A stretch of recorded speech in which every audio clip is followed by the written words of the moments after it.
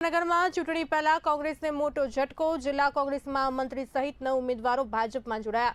પાટડી તાલુકા પંચાયતની 2 અને નગરપાલિકાની 8 બેઠકોના ઉમેદવારોનો પક્ષ પલટો।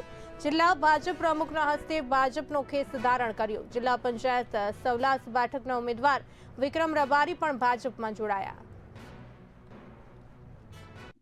આદરણીય વડાપ્રધાન નરેન્દ્ર મોદી સાહેબની વિકાસની રાજનીતિ પ્રેરિત થઈને કોંગ્રેસના દમદાર યુવાન મહામંત્રી ભાઈ વિક્રમભાઈ, એમની સાથે નગરપાલિકાના 8 સદસ્યો, તાલુકા પંચાયતના 2 સદસ્યો અને પોતે વિક્રમભાઈ એ સવલાસ જિલ્લા પંચાયત સીટના ઉમેદવાર છે।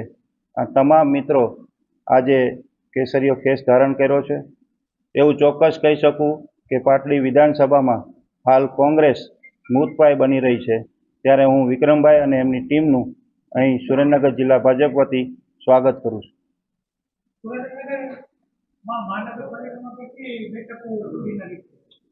હાલ એની ગણતરી ચાલી રહી છે, પણ અમારા અંદાજ મુજબ 2 થી 3 સીટો બિનહરીફ થવાના એંધાણ છે।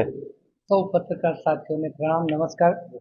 આજે જે પ્રમાણે છેલ્લા ઘણા સમયથી દસાડા તાલુકામાં હોય કે પાટડી શહેરમાં સંઘર્ષ કરી અને એક પ્રશ્નને લડત આપતા હતા, ત્યારે આજના દિવસે વિકાસની રાજનીતિને પસંદ કરી અને હું ભારતીય જનતા પાર્ટીનો ખેસ ધારણ કરું છું। ભારતીય જનતા પાર્ટીના અમારા જિલ્લાના સન્માન્ય અધ્યક્ષ હાર્દિકભાઈ ટમાલિયા સાહેબ હોય કે અમારા જિલ્લાના મહામંત્રી આદરણીય અમારા નરેશભાઈ પટેલ હોય કે અન્ય સાથી મિત્રો ખૂબ લાંબા સમયથી, જેમ કે મારા પરિવાર આખો વર્ષોથી ભાજપ સાથે જોડાયેલો અને છેલ્લા 8-9 વર્ષથી હું કોંગ્રેસ પક્ષ સાથે કામ કરતો હતો, ત્યારે આજે મેં કોંગ્રેસ પક્ષમાંથી વિધિવત રાજીનામું આપ્યું છે અને આજે હું ભારતીય જનતા પાર્ટીમાં મારી સમગ્ર ટીમ સાથે જોડાયો।